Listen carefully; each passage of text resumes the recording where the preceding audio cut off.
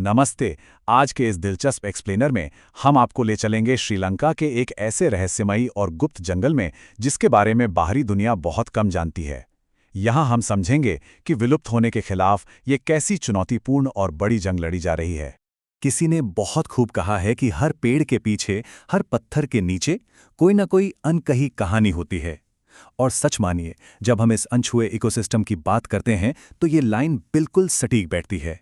ये वर्षावन की गहराइयों में छिपा एक ऐसा संसार है जहां अनगिनत अज्ञात जीव बसते हैं, जिनकी कहानियां अभी दुनिया के सामने आनी बाकी हैं। लेकिन रुकिए, इस जंगल में कदम रखना कोई आसान काम नहीं है। यहाँ सरवाइव करने का मतलब है खून चूसने वाली जोंक, खतरनाक पिचर प्लांट्स और बेहद जहरीले क्रेट सांपों का हर कदम पर सामना करना। और क्रेट सांप का जहर तो इतना तेज होता है कि अगर 1 घंटे के अंदर मेडिकल मदद ना मिले तो कहानी वहीं खत्म हो सकती है। पर कमाल की बात देखिए, इन सारे जानलेवा खतरों के बावजूद डॉक्टर रैनिल नानायाकारा और उनके संगठन बियर ने 2009 से 2019 के बीच पूरे 68, जी हां 68 नई प्रजातियों की खोज कर डाली। इनमें नई तरह की मकड़ियां, बिच्छू, सांप और यहां तक कि कुछ बहुत ही दुर्लभ स्तनधारी जीव भी शामिल हैं।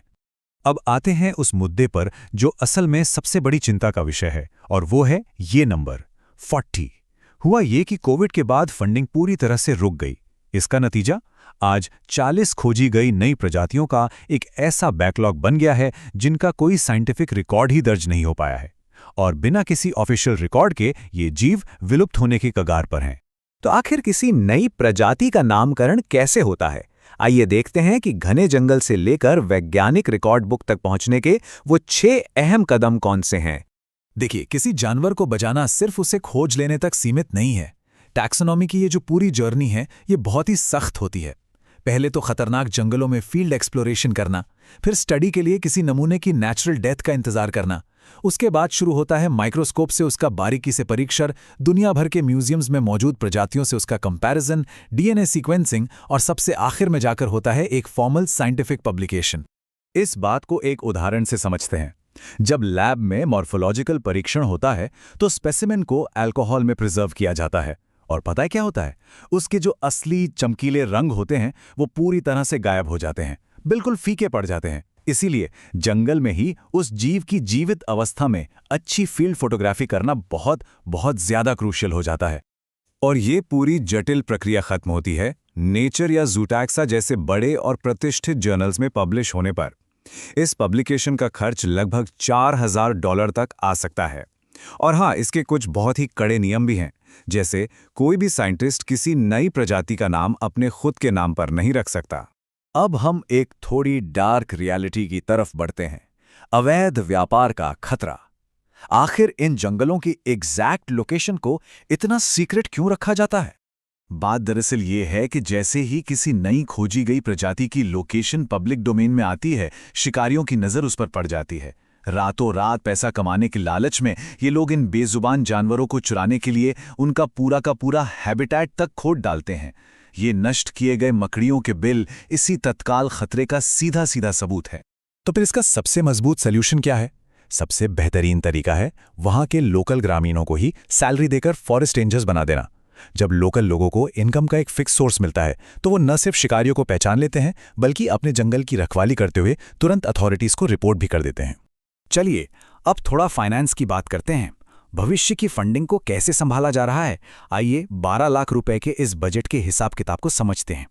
उस बड़े से बैकलॉग को क्लियर करने के लिए अभी हाल ही में सिर्फ एक टैरेंटुला प्रजाति के पूरे डॉक्यूमेंटेशन के लिए 12 लाख रुपए का डोनेशन दिया गया। और ये जानना बहुत दिलचस्प है कि ये पैसा जाता कहाँ है। फील्ड वर्कर्स को सपोर्ट करने से लेकर महंगे माइक्रोस्कोप और कैमरे खरीदने और इंटरनेशनल रिसर्च पब्लिकेशन तक, एक प्रजाति को बचाने में ये सब कुछ लगता है।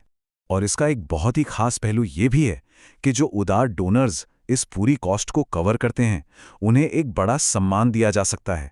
उस नई प्रजाति के साइंटिफिक नाम में उनका नाम जोड़ा जा सकता है, बिल्कुल श्रीलंका की इस नई टैरेंटुला मकड़ी की तरह, जिसका अब पूरा डॉक्यूमेंटेशन हो चुका है और इसे एक नई पहचान मिल चुकी है। अब यहां पर एक बहुत ही काउंटर इंट्यूटिव सवाल दिमाग में आ सकता है।